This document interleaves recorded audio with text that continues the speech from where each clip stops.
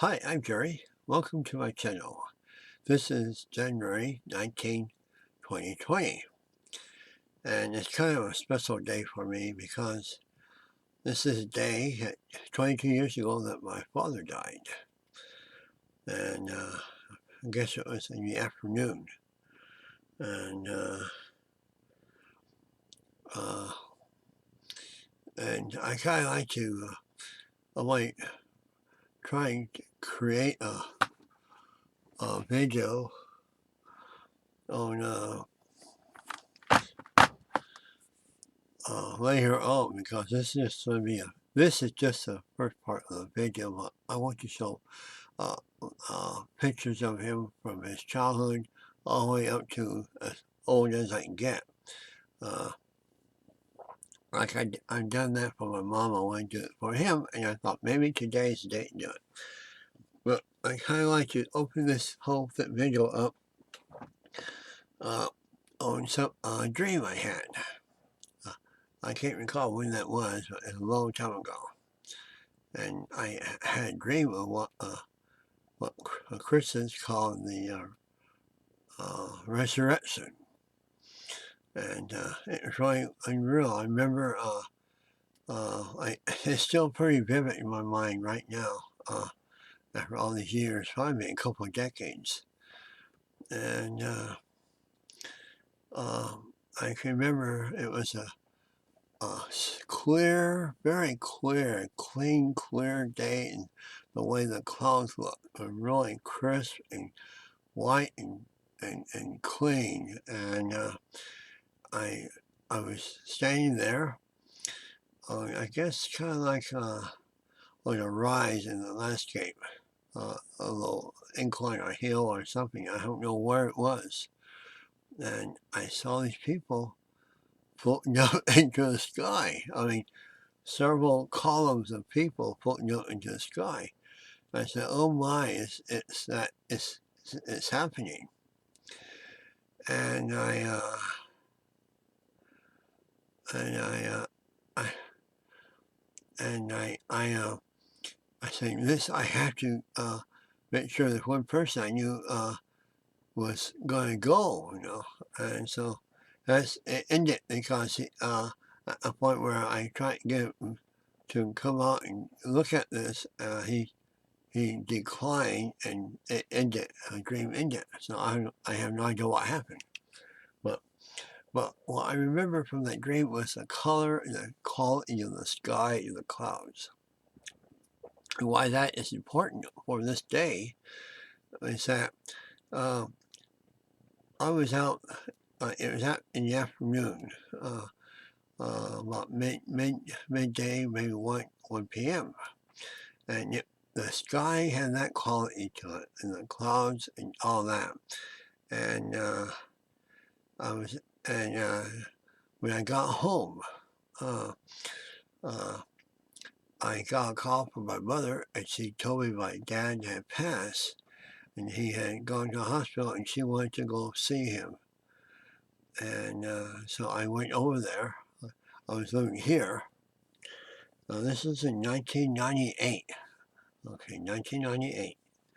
And so I went over there and picked her up and drove her to the hospital. And we went inside there and saw my father was dead.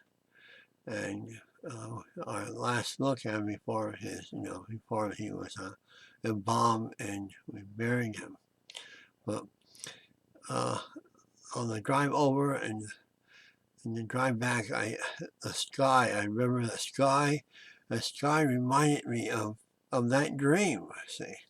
So it was kind of really, really odd, really something. But uh,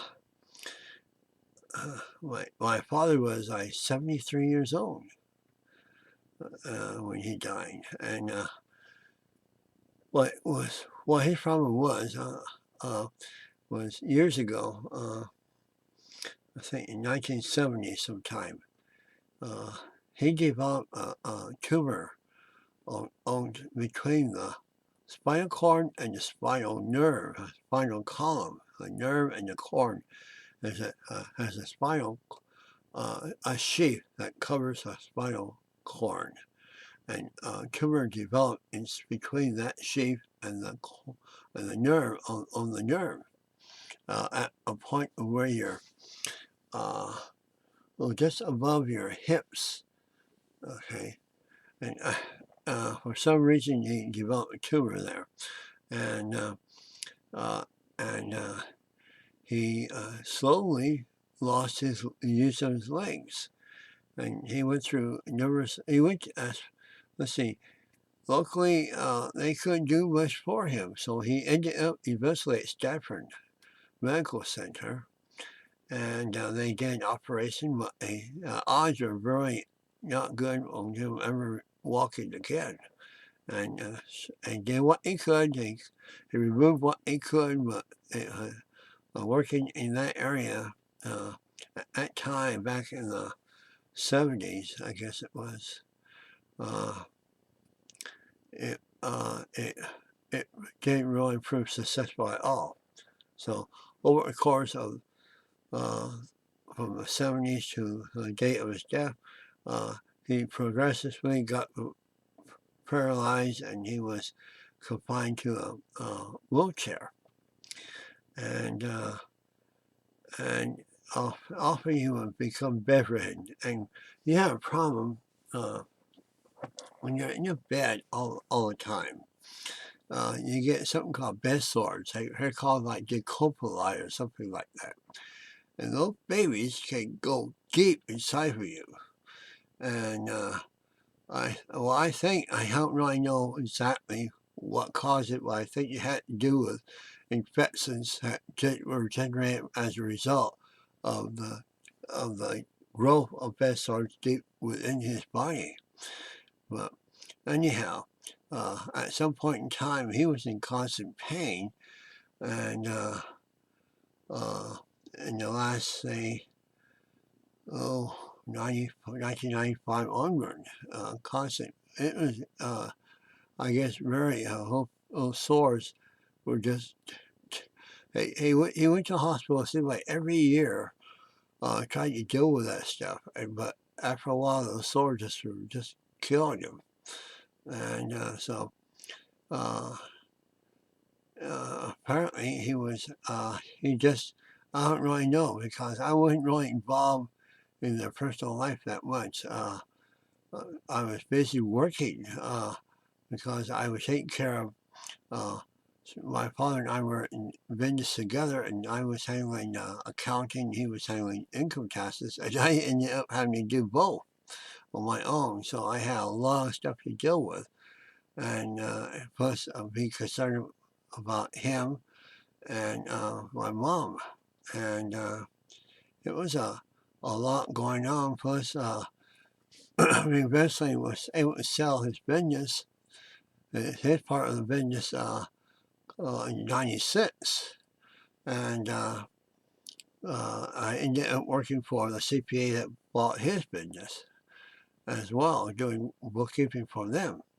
So it was I was really, as far as they're concerned, I was out of the loop until my mom called me and told me what had happened. And so there wasn't much anybody could really do, I guess. He was under a doctor's care all the time. Well, I guess it's just one of those things that happen. But what I want to do for this day is I want to take you all through his life history. I will try and add comments. I'm not too sure how I'm going to do this. If I'm going to just, it may take me a couple of days.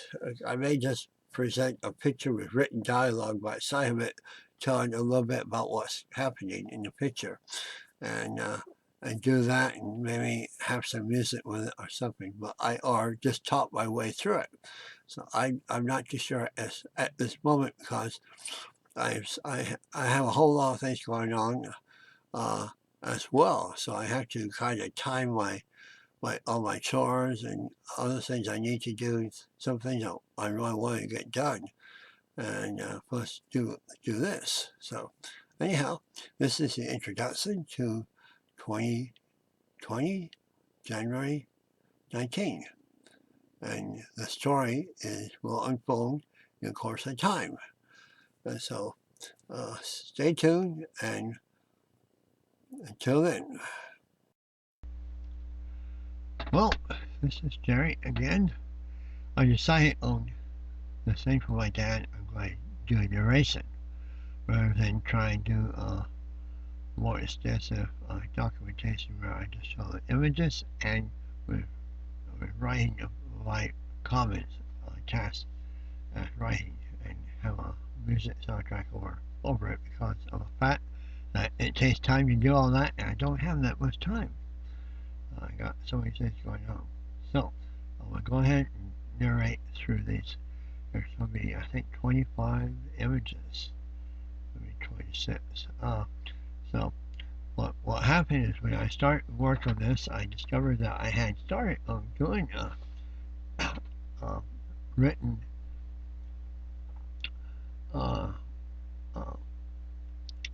journals on my dad. I got 4 pages done, then I stopped. I guess I just ran out of time.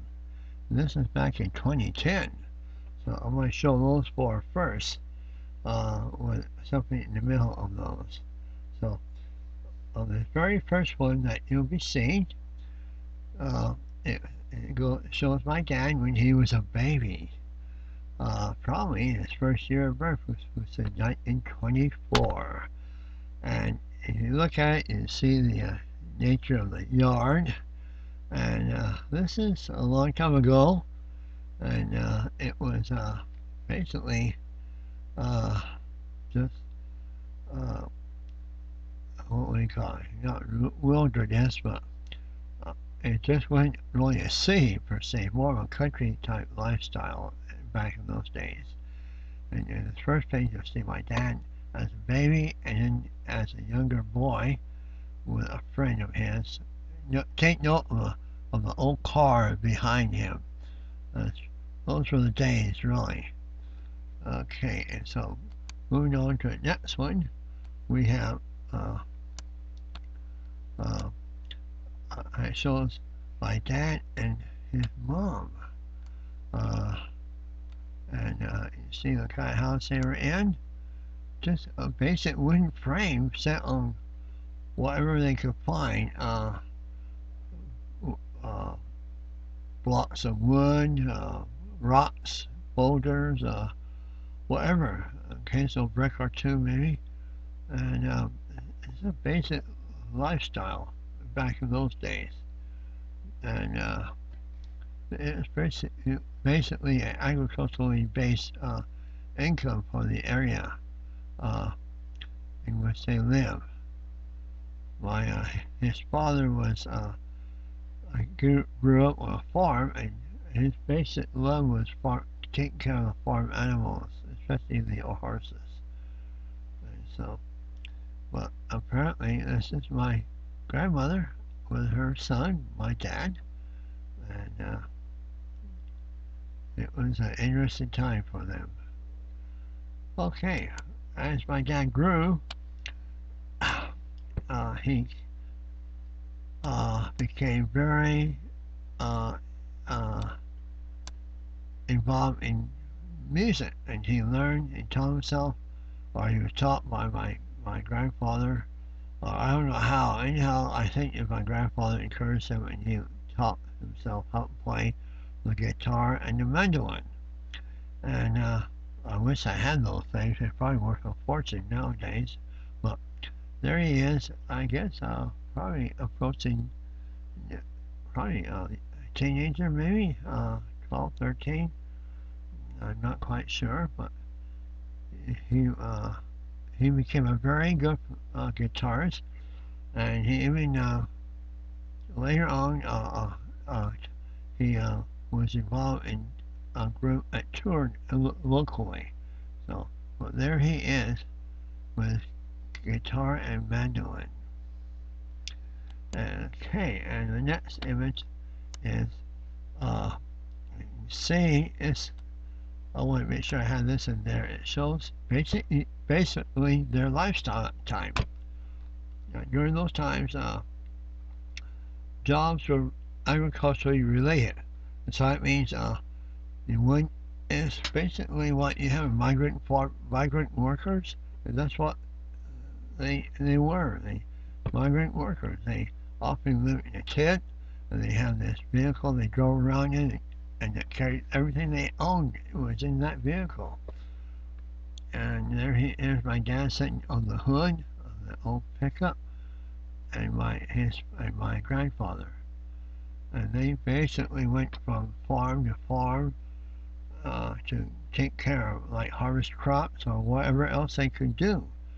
The work was not easy to find, and they went where they heard there was work to be found. So that's why they ended up from western Oklahoma and eastern Oklahoma, because there was apparently work there. And so let's see, the next image will be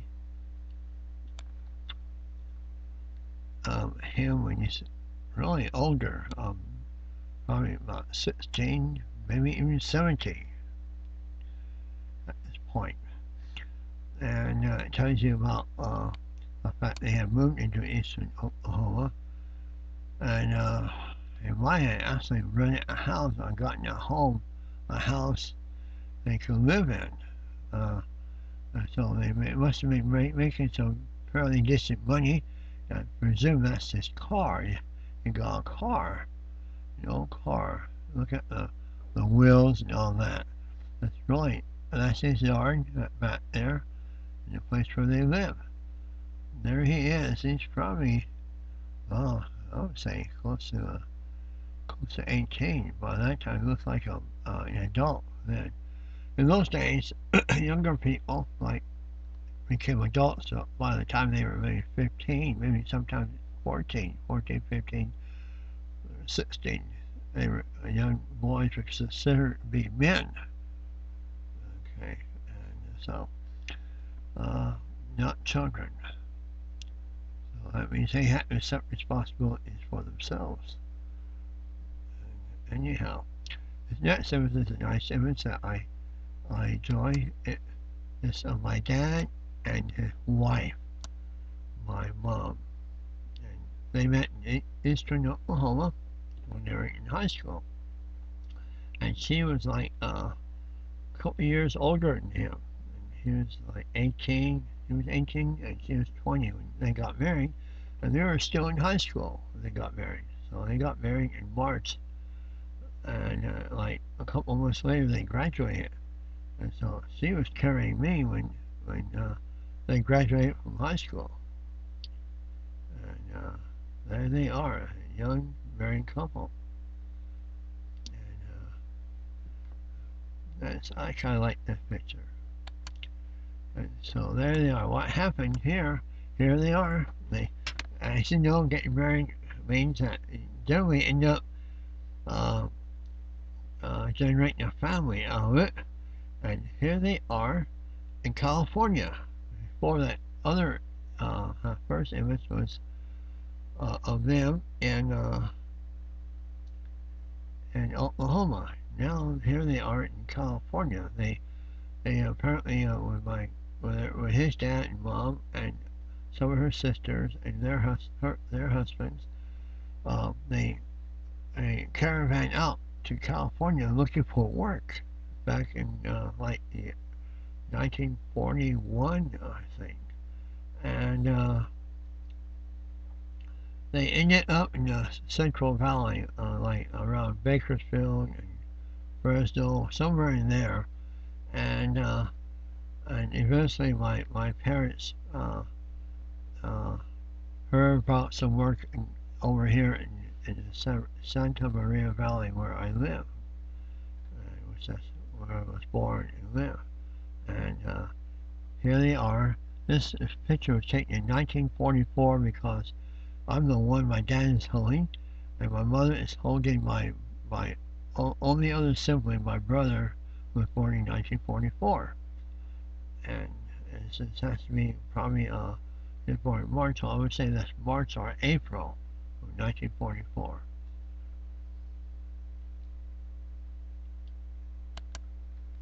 And here's perhaps my most favorite picture of all. And Uh, I have a feeling this picture was taken uh, probably before they headed out to California. That's what I think.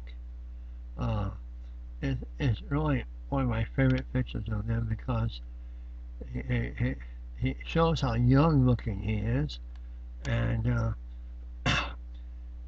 and the look on my mom's face is uh, uh,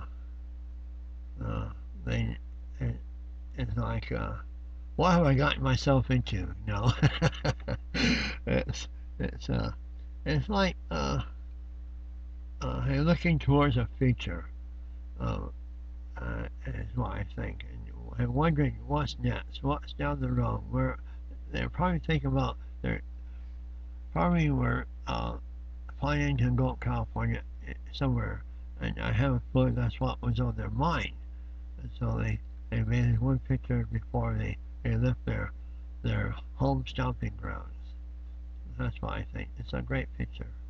I like the style of dress and clothing and uh, the way a picture is composed. So that's one of my favorites. And in 1944, after they got in this area in 1942. He arrived here in December of 1942. A few weeks later, I was born. And in 1944, my dad got his induction notice. And he ended up at Fort Hood in Texas. And here's a picture of him in the Army. I'm sure he was not happy about being inducted into the Army. He wasn't really a fighter, and he had his wife and two kids, and he had to worry about. And they were, of course, they were living in this valley, and with his parents, and what do you call it? At the time, it was a court. Like in those days, they had courts. You drive through in your town instead of a motel. You have they call it a court. You could rent a room with a garage, and you have a little kitchenette in there, and you would have maybe a laundry room where you can do your laundry. And they weren't fancy. They're small, but they were comfortable. And that's where I spent the first few years of my life in one of those rooms. Court room. It's called Walker's Court over there in Guadalupe, California. But there he is, Fort Hood, getting his first picture made as a member of the United States Army. Okay, and here's another one I put in there because these were, I think, the two best bunnies he made while he was at Fort Hood doing his basic training. And I hate to say it, but I don't know which one, but one of these two, they were when they got into combat in the Philippines, they were in a foxhole with one of these two, and a guy is next to each other. That his friend got killed right there, and so I'm sure that was a terrible time for him dealing with loss of a bunny in war. So that this picture is important to me because of that fact alone. But it shows you the closeness they get because knowing they're going off to fight, it does something to a person's perspective. Anyhow, and here is his, I guess, official Army picture or something. When he was in the cavalry, in fact, I think it's the 25th Cavalry, but we'll see in a moment. And he looked like he adjusted pretty good from what I could see. Uh, he had learned something, maybe some discipline, and he learned marksmanship, and being in uniform and being part of something, and having buddies in the army, I think that helped him grow up some more. And here is when they got through basic training, they were given I guess a week off, probably around Thanksgiving.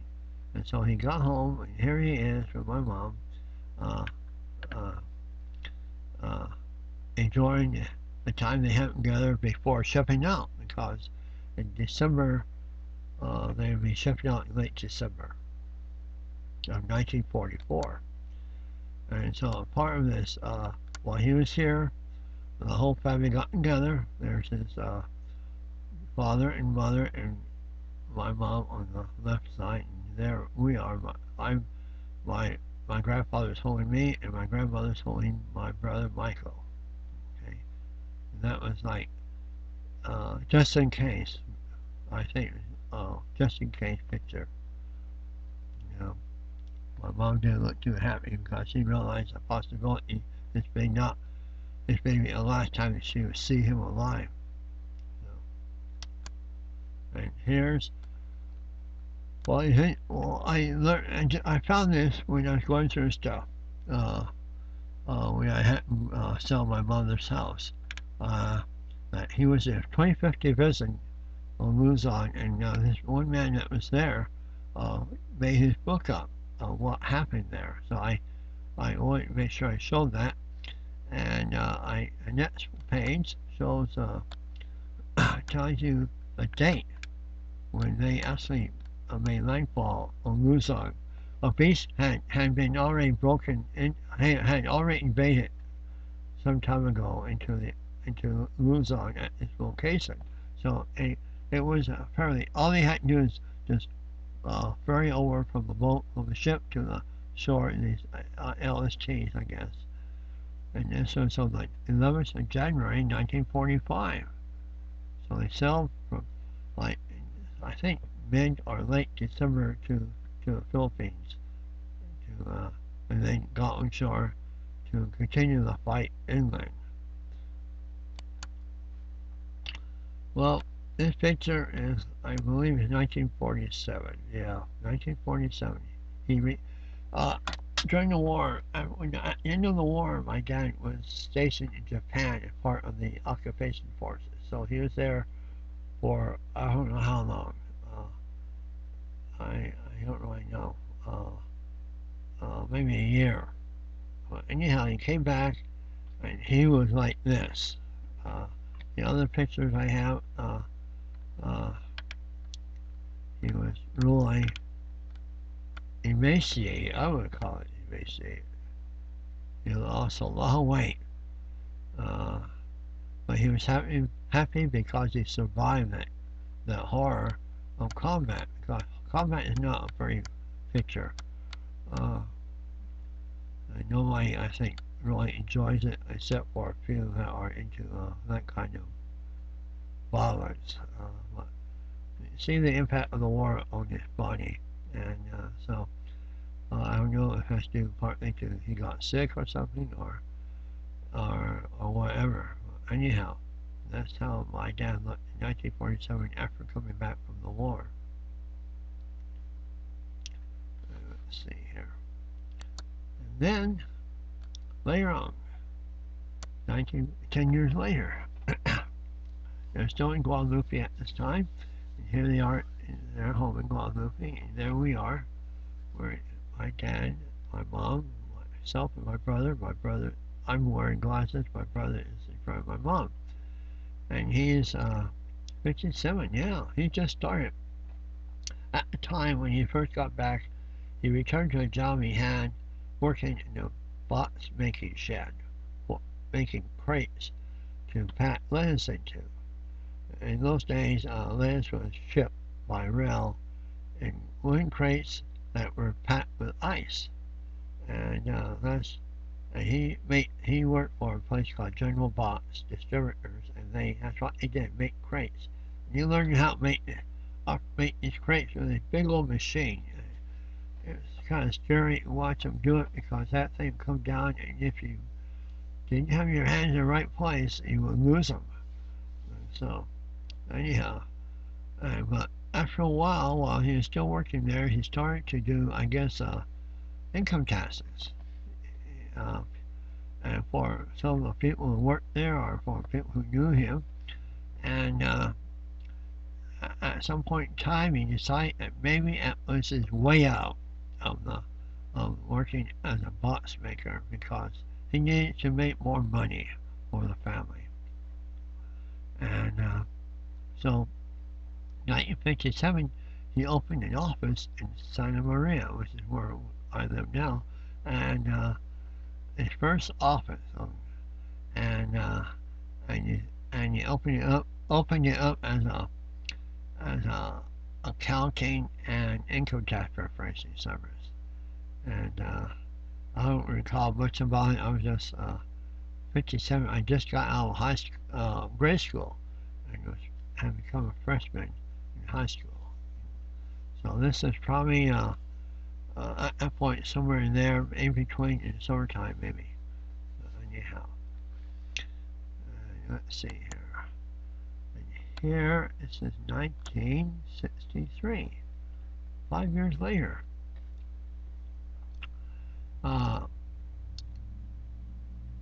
At the end of 1960, well, in the summer of 1961, my parents they bought a house in this town, Santa Maria, and family moved from Guadalupe to Santa Maria, and this is that house they had bought. In the dining room, they had a nice sliding glass door into the backyard, and it was quite a different. The house is bigger. Had 2 bedrooms. My brother and I in Guadalupe shared one little bedroom, and it had 2 bathrooms, and it was really nice. And so he was happy with that, and he had maybe his business had done so well for him. His income tax and accounting business had done so well for him, and so they were happy. That was a great accomplishment for him. Since he only had a high school diploma, but he was really good at math.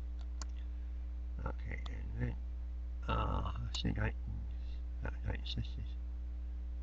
Here's a picture of him in 1965. I'm not too sure where this is at. I want to throw this in just to show you what he looked like. It looked like he gained some weight, the thickness of his neck, and he was taller than my mom, and maybe about a head taller or half a head taller, and I don't know where this picture was taken. Possibly my grandmother's house, but his parents also moved over to Santa Maria. They may have been here before he was. They were renting an older house on the west side of town. Okay, well, in this picture it shows my dad and my mother. My dad gained some more weight. My mother did too. I don't know when this was. Probably in the 60s or early 70s. Maybe in the 70s now. He had moved from his first location to this was his second location in Santa Maria. And they had a really nice office.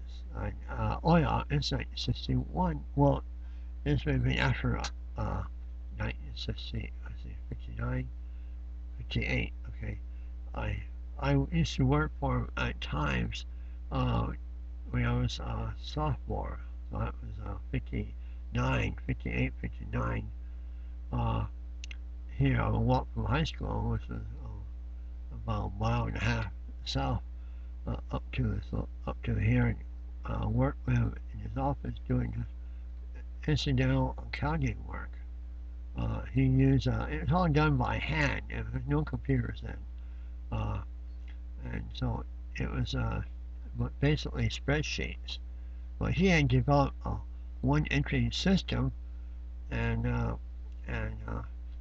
it it made it a lot easier to do it the way he was doing it. So it was interesting learning that too.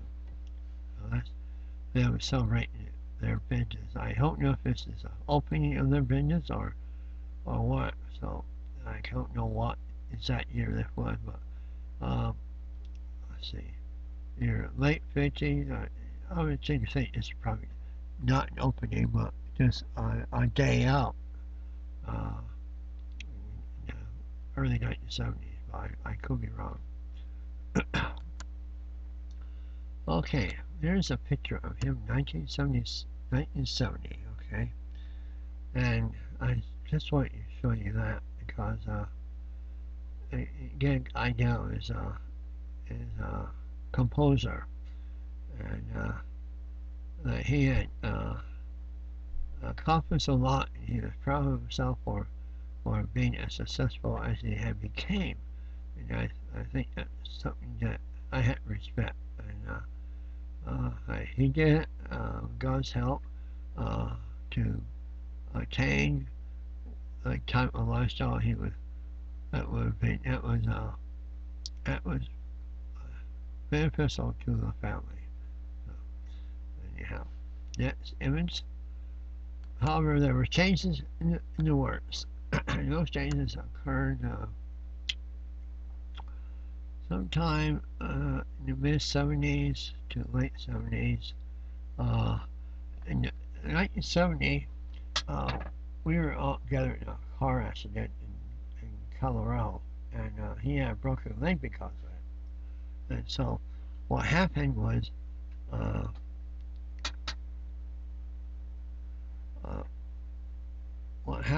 that he was on crutches, and then he got finally over that. And a year or so later, he started losing the use of his legs. He started getting weak in his legs, and this is a picture that shows him where he couldn't stand up very well. He had, I don't remember if he had crutches or what, but he was still ambulatory, but he was impaired ambulatory. I know this was probably in the late 70s is what I'm thinking. Somewhere in there with my mom. And this is 1992. Later on, time went on, and he became fully paraplegic. That means crippled from the belly button down completely. And he had a wheelchair, but he still worked. He had a special van that he would lift, that he could go to work. And he kept working. He also gained more weight. Unfortunately, what I thought was a bad idea, but that's the way it is. And my mother, you see how she looked. She lost weight. He gained it, she lost it, and because she carries a burden of being there to take care of him, and they had visiting nurses coming to help her. I think every day.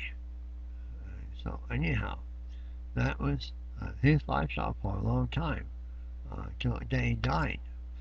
And here's a picture of him. It's in 1992 again, and it shows them they were celebrating their 50th wedding anniversary. Hard to believe it. Two people can stay together for 50 years. Wow. Nowadays that seems like a miracle, probably for a lot of people. But they were committed to each other. My mother was committed to him irregardless, and that's something I have to respect for sure. And here's another one.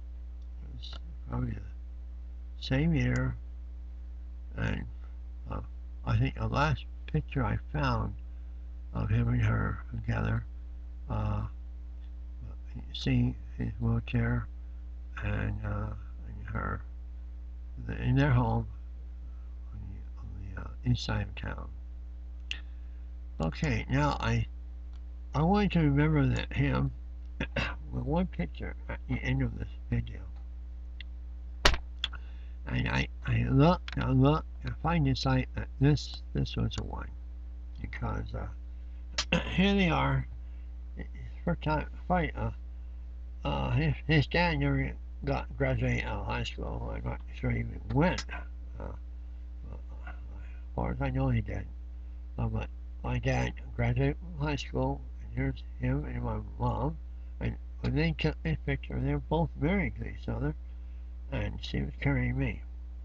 And uh, I thought it was a great thing. Here they are, they have stepped forward into a new future together, and to face the challenges ahead. And definitely, they had challenges they had to deal with. And I don't know if I it was more of a burden or help. Well, I tried to be a help when I reached that point where I saw that realization. But I'm glad they should see it, that he should see it, and that she show a quality that is often rare nowadays, and complete dedication to her husband and family. And hope, well, I don't know if rare is the right word, but tell me, nowadays it doesn't seem to be as common as it was back in those days. But anyhow, I hope you enjoyed this narration. I can't remember everything, and some of the information I guess at, but I think it's a good telling. And that's the story of my dad, Marshall Copeland, and it's the story of a man that grew up in hard times, dealt with hard times, survived hard events, went on to master a skill, use that skill to prosper himself and his family, and faced up to some hard times at the end of his life, but still determined to continue to do what he enjoyed most doing. Anyhow, until later, we'll see you all then.